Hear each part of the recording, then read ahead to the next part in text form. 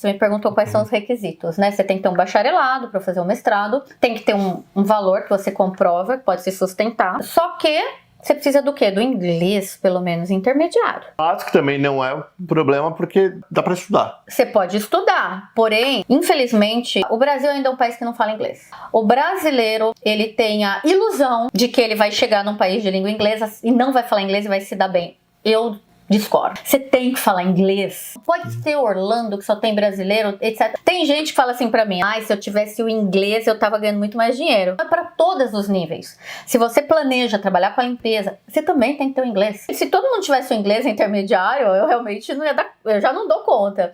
Porque eles barram no inglês.